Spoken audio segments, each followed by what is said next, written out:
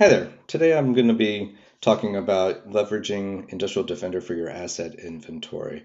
This is one of our key core components that is built into the Industrial Defender product line, and it is definitely worth some time to learn about the variety of techniques that we have available with Industrial Defender. First option is passive monitoring. Now, this is exactly what you would assume it would be. We have Industrial Defender collectors, and these could be virtual systems or hardware 1U appliances or even a DIN rail that will has the ability to plug into a network span port on a switch or maybe a tap, and it just watches the network traffic as it flies by. We have a native understanding of many of the OT protocols out there, so we can learn a fair amount about the different devices that are on the network and that they are communicating. We find out who is talking with whom and what is normal for those communications, right? This is very handy. It's very quick to deploy. It's very quick to get a reasonably accurate inventory of all the devices that are on the system on your in your OT environment, but it does require a span port or a tap. It only shows you the information that's traveling across the network. You only learn about the devices that are bothering to talk while we're monitoring the span port or the tap. Also, the depth of detail that we can collect is not nearly as verbose or detailed as some of our other techniques that we have available to us. That you'll be learning about momentarily with our active asset inventory capabilities. The other cons might be that it could easily require multiple sensors, multiple collectors, one tentatively for each switch that you happen to be monitoring, because this technique only monitors the network that it switch that happens to be plugged that we happen to be plugged into. The other capability that we have is what we call active monitoring, and there are a few ways that we can do this. One, our most verbose or our most detailed option is our agent technology, and we've been using our agent for years and years with many of our customers. There are many advantages to it. It really only runs on Windows, though, Linux, and Unix devices, and only certain flavors of Unix, as you can imagine. It gives you the most comprehensive data collection. It also we have the ability to throttle or minimize or set a ceiling to what the maximum resource usage is for the agent. The agentless capability is interesting as well because of the breadth of options that are available. This is us. We have the ability to communicate via the OEM sanctioned means such as SSH or Telnet or SNMP3 or maybe just receiving syslog. But we can even do HTML screen scraping. So many PLCs will actually just throw up a web page. We have the ability to monitor the field values that PLC happens to be throwing up on the screen. So there are lots of different options that are available to you with this agentless active communication. Again, we only go through the vendor authorized mechanism to do this. Now, some of the cons for this would be you need a route available from the Industrial Defender collector to the endpoint device itself, as you can imagine. Now, you don't need nearly as many devices as you might for the passive solution, but if there's no route, then we don't have a way of connecting to the device in order to monitor it. So that is something to keep in mind, and of course, we're happy to help you as we architect the solution in your very unique environment. Once the collector collects this information, it then massages the data and normalizes the data that it's collecting from lots of different sources: PLCs, HMIs, historians, switches, firewalls, and sends it up to the Industrial Defender collector. This diagram shows you a simple Purdue model that all we have here are Industrial Defender collectors at each of the main levels: level 1, level 2, level 3 of the Purdue model. So in this example, you could have one Industrial Defender collector for each level, collecting the information and sending it upstream, for lack of a better word, all the way to the Industrial Defender Central Manager, which is that single pane of glass, the source of the record. Or you could have the Industrial Defender Collector send it up to another Industrial Defender Collector, and then up to another Industrial Defender Collector, and daisy chain it until it goes up into the Industrial Defender Central Manager. This is typical for when data diodes are in existence, for example. We have a collector at each end of the data diode, which is no problem at all for our solution. So this gives you some ideas. Now, in reality, might be perfectly feasible to have one Industrial Defender collector at level 2 that actually is able to route to level 1. Perfectly fine. Okay, so let's take a look now at what this looks like within the Industrial Defender Central Manager itself. What we're looking at is the managing the provisional assets. These are the devices that we are learning about purely from the passive monitoring.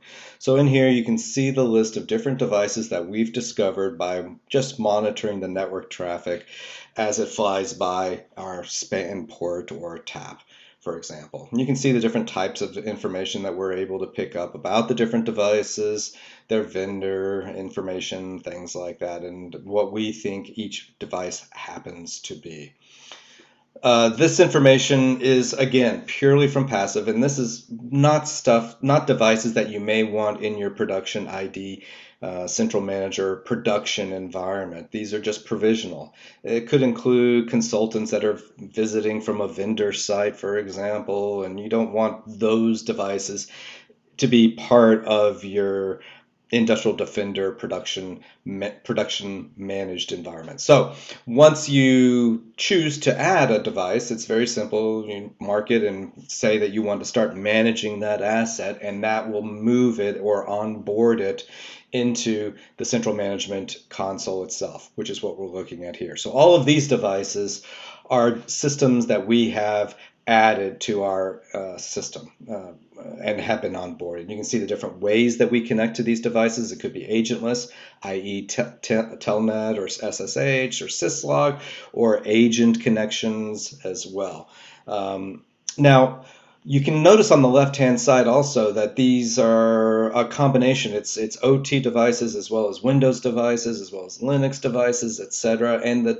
And for Windows, for example, we have an AV demo system that we connect to via Windows agentless technique, right? And that is WinRM is the way we do it for basically the latest version of WMI. If we look at the agent way of collecting information from the device, notice on the left-hand side that we have different tabs or categories of configuration data that we're monitoring. Asset details is basically what properties do we have the ability to collect about the operating system itself. So in here you can see it's a very rich set of properties that we can pull from that particular device, such as password age, minimum password length, things like that. Is the guest account enabled or not? But we also can pull in things like what operating system is it. So it's simple enough to pull in the fact that it's Windows 10, but we know it's Windows 10 Pro. Not only do we know it's Windows 10 Pro, but we know the exact version of the operating system that it happens to be. This is key for vulnerability monitoring, which is another video that we'll be coming out with shortly, so that we know that the vulnerabilities are truly associated with that particular version of the operating system. We also have the ability to collect the software that's installed on the system. So of course the software name, the version, the vendor, when was it actually installed, pretty straightforward, and all of this is key for a good, rich vulnerability monitoring system program that again is going to be, in another video shortly. Another thing I'd like to show you is that with the agent, we're able to collect not only the registered or installed software, but the executable binaries that have been dropped in folders. So you have the ability with the agent to detect WinSCP is an example that was just dropped. It did not go through an installation program. It's not registered within the registry. So the sysinternals tools, if you're used to those, there's no installation program for those. They're just dropped on the system and they can run natively. PuTTY is another example of a very commonly used simple executable. We also have all the patches that are installed on the system, when were they installed, what ports are run open actively on that particular system, is it TCP, UDP, what program is holding it open. If it's a service host management system, we'll also tell you what program is leveraging the service host manager, and in this case it's terminal service, right? So terminal service is holding open port 3389, which is the RDP port, right? So remote desktop protocol. Are there any firewall rules on that endpoint device? If there are, we can monitor them for change as well and collect the information. What user accounts are on the system? These are local users, but if it was on a domain, we also have the ability to monitor domain users. And what interfaces are on that particular system? We can monitor those as well. So this is a very rich set of data. That was all from the agent. If we look at the same endpoint device, but using WinRM to connect the information rather than the agent to collect the information, let's see what the differences are. And I think this is interesting. So asset details, again, operating system parameters or properties. The same level of richness, pretty much, you can see. We can get the same level of details here through WinRM, although you aren't able to do everything that you can with the agent. For example, with WinRM, we're not able to see the putty.exe or the WinSCP or any binary executable that happens to be dropped in those folders that we are monitoring for executable code, new executable code. So that's one delta, one difference between WinRM and the agent itself that needs to be kept in mind. Another is that with the agent, you can throttle the resource usage. With WinRM, you're leveraging the operating system to keep track and limit the resource usage. Okay, so now let's take a look at configuration changes and how Industrial Defender can actually help you document and detect changes within your monitored device list. So in here we see all the same devices that we were looking at earlier. One thing that I like to show about this is, let me back up and talk about baselining. We have the ability to collect information, and we collect two different types of information. One is the configuration data that you've seen so far, the operating system, the software, the users, the ports, etc. All of that information we call configuration state data. We collect that by default once a day, and that is, you can collect it more often or less often, but that's the default position. The other type of data that we can collect is security event data. We are continuously monitoring for security events, such as the insertion of a USB stick, or the removal of a USB device, or the failed authentication on an operating system, or even a legitimately authenticated, a successful authentication sample is logged as a security event. Now, when you do the state data collection once a day, the client, you have the ability to designate one of those collections as your baseline. So the baseline could be yesterday's collection, it could be 6 months ago's data collection. But once you have that baseline established, all future collections that take place are compared with that known good baseline value from yesterday or 6 months ago. And if we find any changes, you get a red exclamation point or a green check mark in the exceptions column, meaning that green means that there's no change, no delta between the last collection and the baseline. Red exclamation point means that there's at least one field value that is different from the baseline from yesterday or 6 months ago or 90 days ago, whenever it happens to be. If you want, you can just click on the red exclamation point itself, and that opens up the investigation field screen here, where you can see the same tabs across the top, that we were seeing earlier. If you see a tab that has a red exclamation point, that simply means that inside of that there are some deltas. Firewall rules, as an example, doesn't have an exclamation point. That means that nothing has changed in that one. So if we look at asset details, you can see the triangle, which simply means that the field isn't new, it's not removed, it's just that it's changed. So it used to be a value of 1, now it's actually a value of 0 for the minimum password age. Password length used to be 7, now it's 0, minimum password length. Time zone offset has been changed, it looks like. But you can see that device has been joined to a domain, so these are probably values that got pushed out via a GPO. Software installed. You can see in here, instead of a triangle, you have pluses and minuses. Now, here's a minus for Google Chrome, version 88 dot something. That means that has been removed. A plus sign means that it's new. So Google Chrome version 94 dot something has been added. Now, in reality, this is probably just an upgrade that took place of Google Chrome.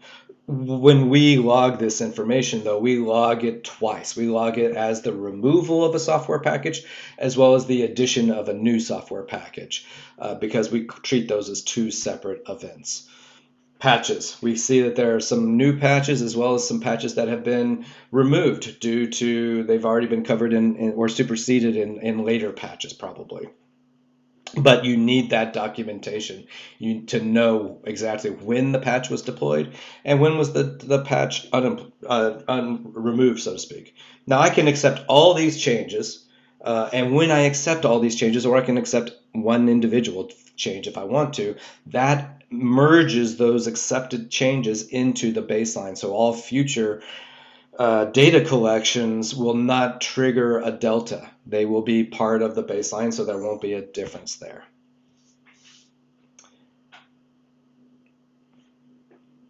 Okay, so I talked about Windows all up until now. Let's talk a little bit about the OT devices that we have the ability to collect. So in here, I have a Rockwell PLC, a 1756. I just want to show you that we yes, we can do Windows, yes, we can do Linux, although I haven't shown you Linux. We also can do the PLCs and RTUs and all those types of devices. The device, the field values are very different, as you can see from the Windows, but we basically, the Industrial Defender Collector normalizes the data from lots of different source types, firewalls, switches, PLCs, what have you, as well as HMIs and historians. And we treat a lot of them in the same category so that it's a familiar UI no matter what the device is. So you can see the device type, you can see that the protocol, it does support ENIP, you can see the revision number, you can see the serial number, you can see the vendor, status, etc. Yes, in fact, it is a programmable logic controller, etc. So some of the other things that you can see for this particular 1756 is interesting, like for example, the key switch, right? So critical piece, you can see that the key is in run mode right now as of the last data collection, which happened at 1 a.m. You can see off to the right. So if previous to this, in the baseline, if it was not in run mode and now it is in run mode, this would set off an exception. And so you would see a red exclamation point and you would do your diligence and you would see, you could have it sent to you as an alert proactively, or you could just use the UI to discover that somebody accidentally left the key in the run mode, key switch in run mode. This software installed is where we put the firmware versions as well for PLCs, just so you know. We didn't want to include the firmware in the asset details or patches or anything. They just seem to make sense into software. The rest of the tabs don't really have data because it's not really relevant for a PLC. Okay. Okay. That really, I think, summarizes up the different techniques that we have available with Industrial Defender to collect data from lots of different data sources, normalize that data, and present it in a single pane of glass inside of the Industrial Defender Central Manager. We also have the ability to detect changes within this environment, as we've gone through that as well. So please take a look at some of our other piece of videos, and I hope this was helpful. Thanks a lot.